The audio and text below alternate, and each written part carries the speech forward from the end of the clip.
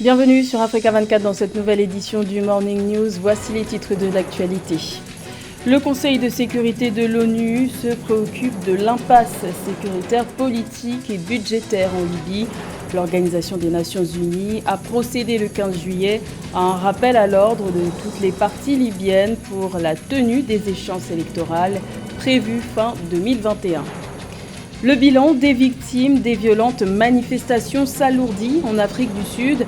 Les autorités portent désormais à 212 le nombre de personnes mortes dans les pillages et les violences de ces derniers jours. Les autorités promettent un retour au calme.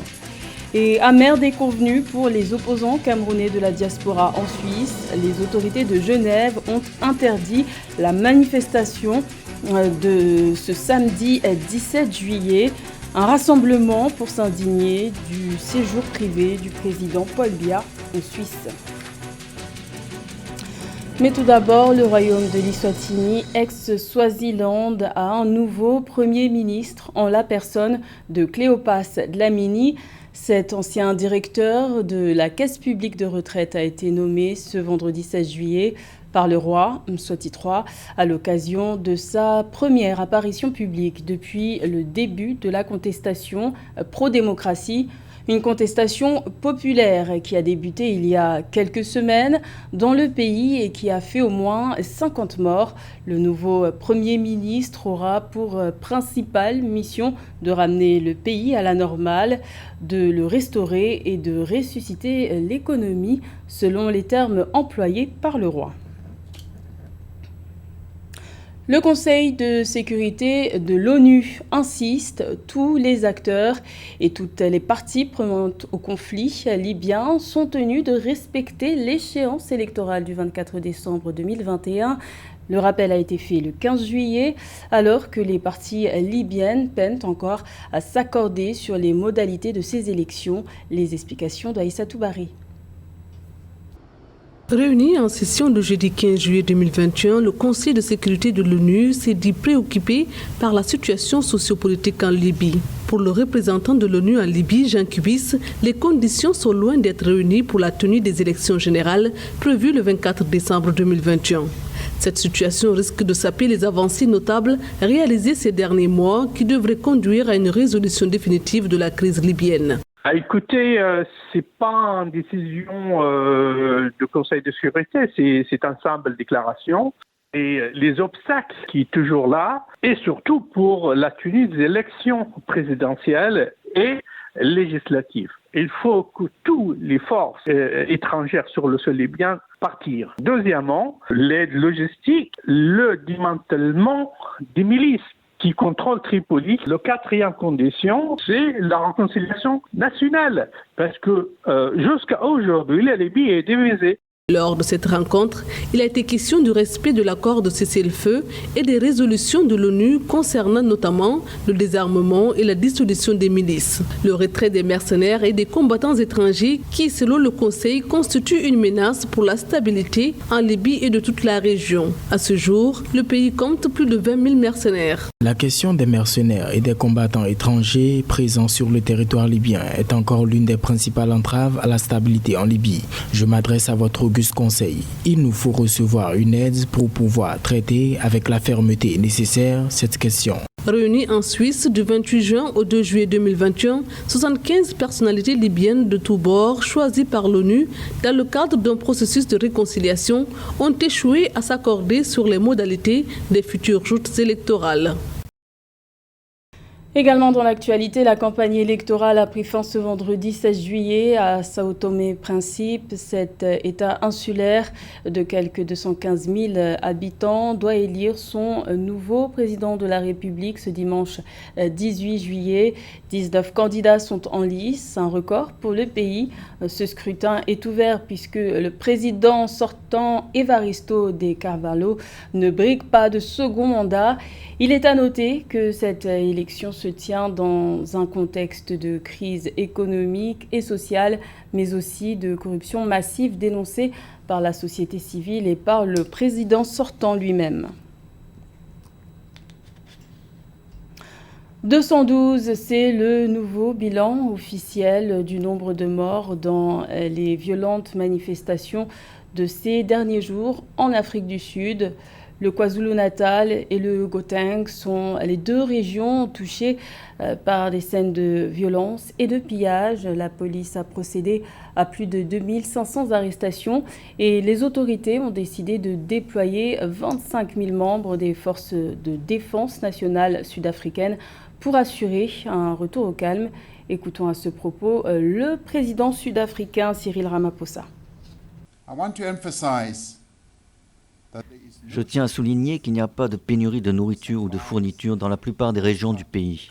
Et il n'est donc pas nécessaire de continuer à acheter par panique, car cela ne fera qu'aggraver la situation. Depuis le pic des troubles de lundi et mardi, 12 et 13 juillet, il y a eu une forte baisse du nombre d'incidents et le calme est revenu et revient dans la plupart de ces zones. Plus de 2550 personnes ont été arrêtées en lien avec les troubles et des dispositions spéciales sont mises en place pour veiller à ce que les enquêtes avancent rapidement. Au moins 212 personnes ont perdu la vie. Parmi elles, 180 se trouvaient au KwaZulu-Natal et 32 à Gauteng. Le service de police sud-africain, dirigé par le commissaire Kela Sitole, ici, enquête sur 131 cas de meurtre et a ouvert des dossiers d'enquête concernant 81 décès. D'importants dégâts ont été causés à environ 161 centres commerciaux, 11 entrepôts, 8 usines et 161 points de vente et distributeurs d'alcool. Ils n'ont pas trouvé gain de cause auprès des autorités suisses. Les Camerounais de la diaspora et fervents opposants au président Paul Biya ont vu leur manifestation de ce samedi 17 juillet être interdite à Genève. L'objectif de ce rassemblement était de réclamer le départ du président camerounais Paul Biya qui séjourne depuis le 11 juillet en Suisse. Plus de détails avec Nathalie Mo. Pas de manifestation contre le président camerounais Paul Biya ce 17 juillet 2021 à Genève en Suisse. Le cabinet civil de la présidence de la République du Cameroun a transmis une décision de l'État helvétique interdisant une manifestation programmée par le groupe d'activistes camerounais de la diaspora baptisé Brigade Anti-Sardinard. Il y a ici manifestement une tentative de bis repetita pour ce groupuscule d'organisation de certains Camerounais qui ne sont pas d'accord avec la manière dont est géré l'État, mais qui disposent aussi d'autres voies et moyens plus pacifiques pour mener leur combat. Le communiqué du directeur du cabinet civil du Cameroun, Samuel Mvondo-Ayolo, du 16 juillet 2021, a apporté des précisions sur les contours de la décision de la Suisse. L'annulation de la marche a été obtenue par l'État du Cameroun en raison des relations diplomatiques liant les deux pays. De plus, les thèses violentes des activistes de la diaspora camerounaise ont été un autre argument de poids en faveur de la mesure des autorités suisses. Que cela correspond davantage à un message destiné à l'ensemble des composantes de la population ou de la nation camerounaise pour leur demander un peu d'abandonner cette voie d'aventure qui, on le sait, ne peut pas amener ce pays à se construire, ça il faut le dire de manière clairement. Et maintenant, quant à la communauté internationale, le message ici consiste à prendre à témoin l'ensemble des pays de la communauté internationale de cette tendance à la violence, de cette tendance à l'extrémisme contre les individus, mais aussi contre les institutions. Rappelons que de violentes manifestations organisées par la brigade anti-Sardinard ont éclaté en Suisse depuis le 11 juillet 2021. À cette date, le couple présidentiel camerounais a quitté Yaoundé pour un séjour privé en territoire helvétique. Des manifestations qui ont conduit au renforcement de la sécurité du président Paul Biya et sa suite et ont également suscité une réaction de la police suisse.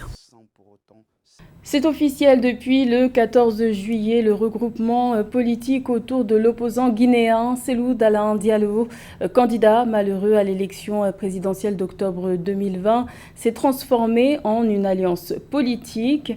Mais au lendemain de la signature de cet accord, 2 militants ont été interpellés. Des arrestations vivement critiquées au sein de l'opposition. Les précisions de Samantha Saberou-Saboubanga. À peine formée mercredi 14 juillet 2021, l'alliance politique remplaçant l'Alliance nationale pour l'alternance et la démocratie, ANAD, est dans le viseur de la justice. Jeudi 15 juillet, 2 de ces militants ont été interpellés à Conakry, la capitale guinéenne. Les représentants d'une vingtaine de formations politiques la composant s'étaient retrouvés autour du leader de l'opposition, Cellou Dalein Diallo, dont ils avaient soutenu la candidature lors du dernier scrutin présidentiel en 2020. Au regard de tout ce qu'on peut analyser dans le pays actuellement, il y a une chasse aux opposants qui est déclenchée par le régime de Conakry. C'est ça l'évidence. Maintenant, on peut ne pas être d'accord sur le contenu des différents propos qui sont tenus par ces acteurs politiques, mais depuis un certain temps, on constate très malheureusement que cette purge ne concerne que les acteurs politiques qui sont dans l'opposition. Parmi les membres arrêtés, le responsable de la communication de l'Alliance politique, Bogola Abba, et Tierno Yaya Diallo, président du parti Guinée moderne. Si Yaya Diallo a été libéré tard dans la nuit, Bogola Abba est encore en garde à vue.